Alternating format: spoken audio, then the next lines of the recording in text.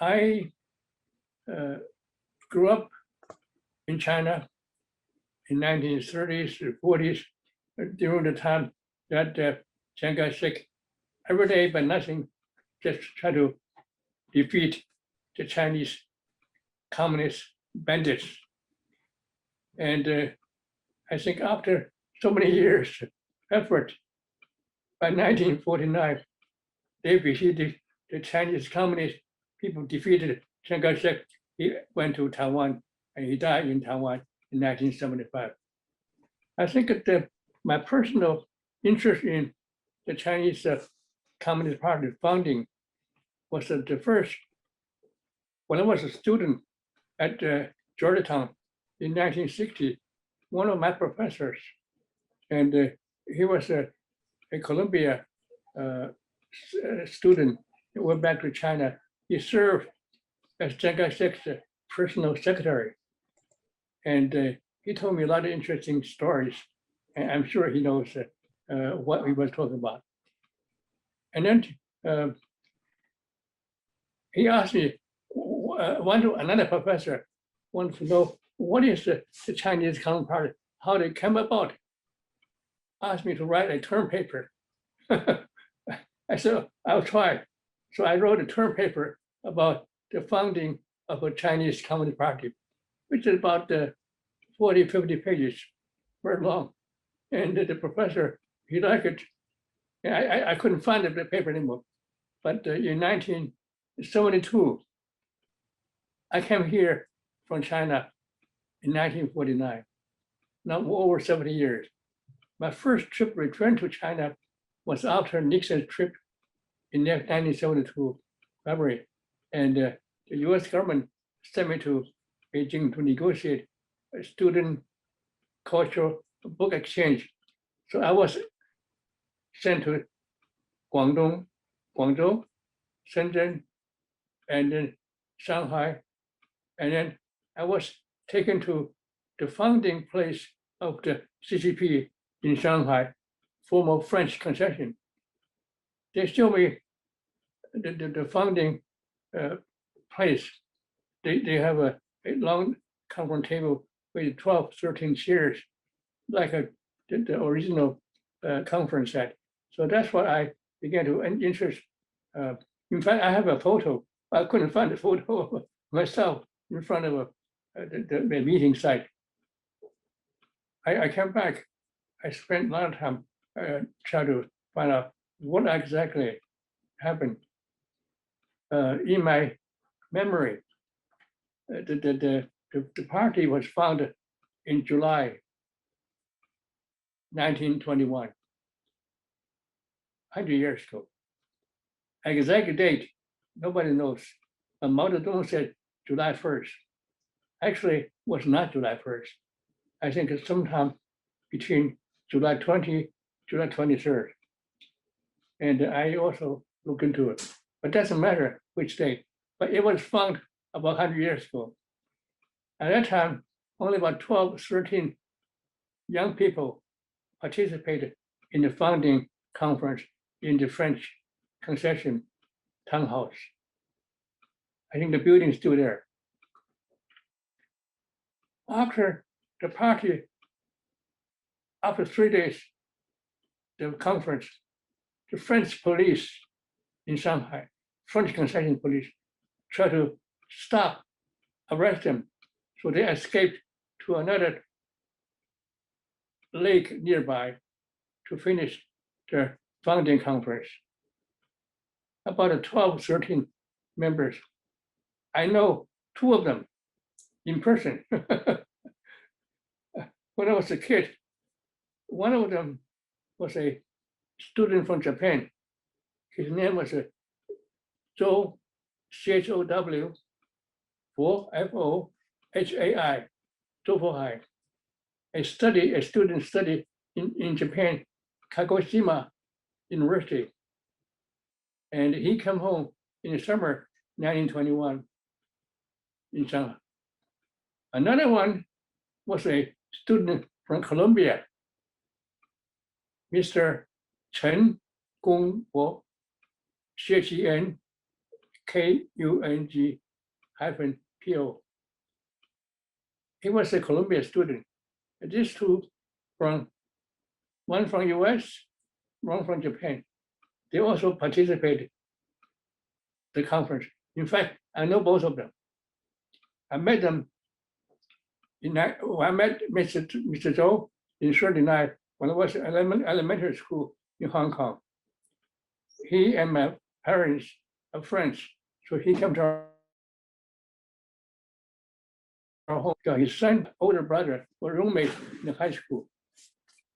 He wanted to go to Nanjing, wanted my father to help him to keep an eye on his son and daughter too. So I met one of the founding members, Zhou Fuhai. Another one, Chen Gongbo, also I met in Nanjing in 1942. And when we returned from Hong Kong after Japan attacked Hong Kong. I don't want to go into details. But the first time I really see that the meeting site was 1972 June. And the escort showed me the place. I was really impressed. I told myself, how could this happen?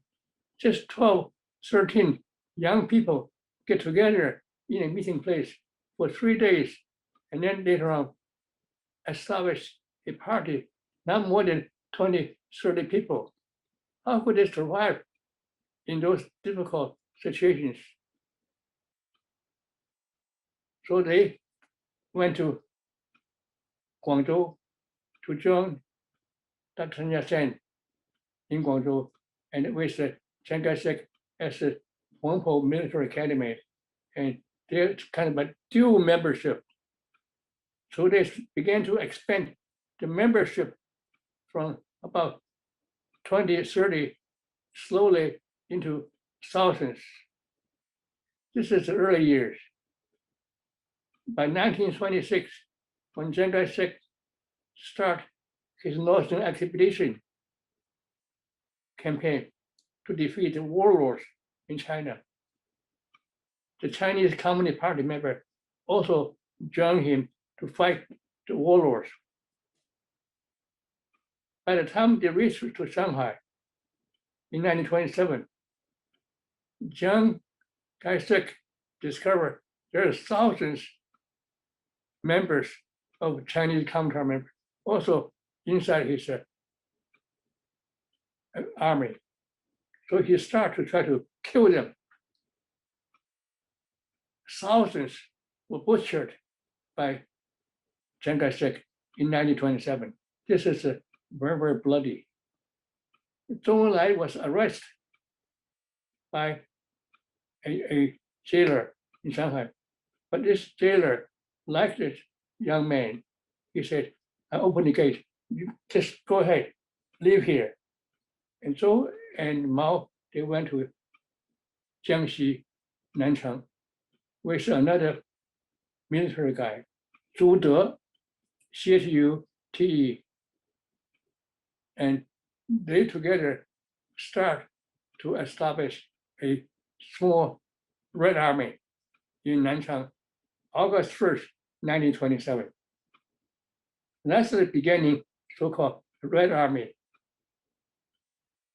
Because of that small, a few hundred, 1,000, and then they moved to the mountainous part in Jiangxi. They stayed there in a place called Ruijin. I think someday we all should visit that place. It's the place really developed the Communist Army. So from that time on, Chiang Kai-shek tried to wipe out the Chinese Communist Red Army.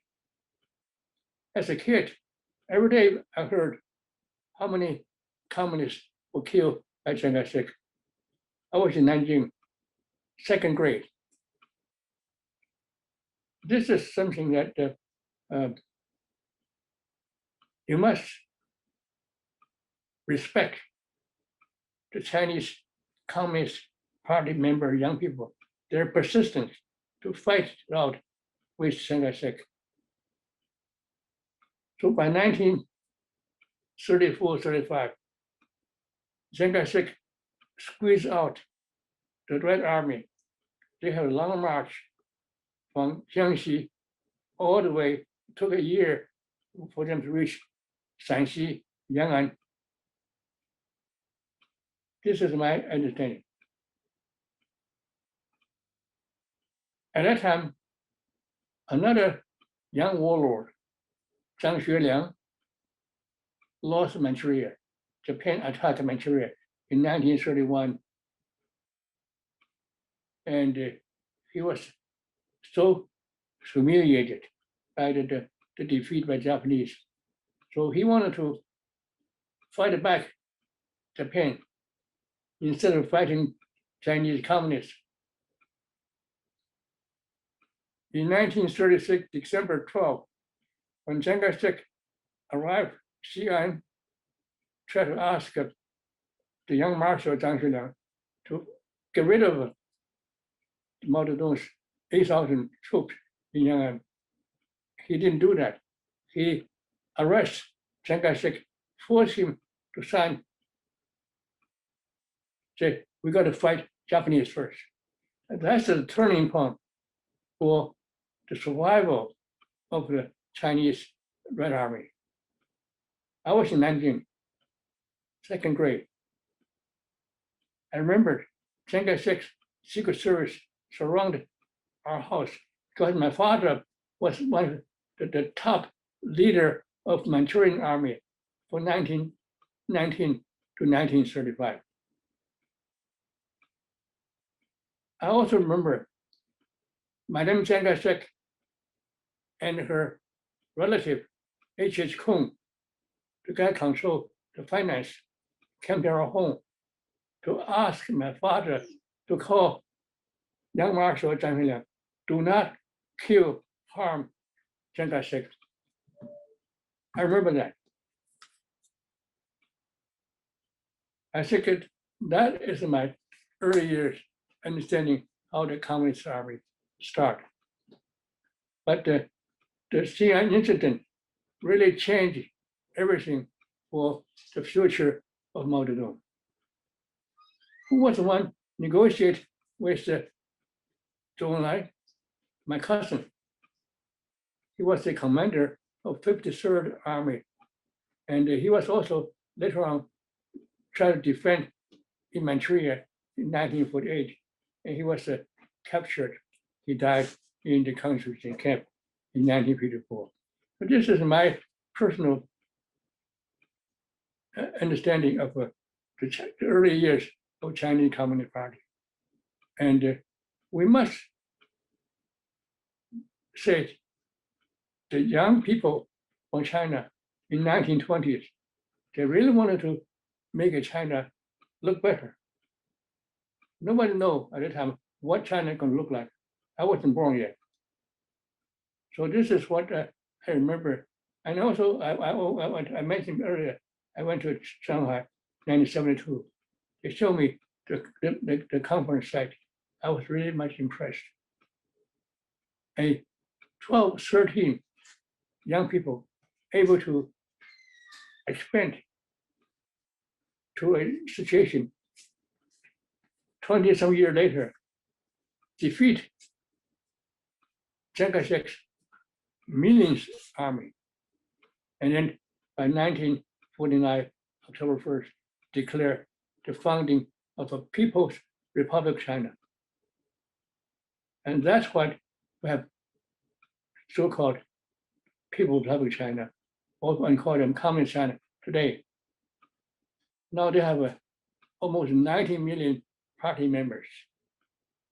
This is from a small start, early years. So that tells us if you want to do something, if you determine to do it, you could do it. I think this is what I want to say. I think I talked too much already. Thank you.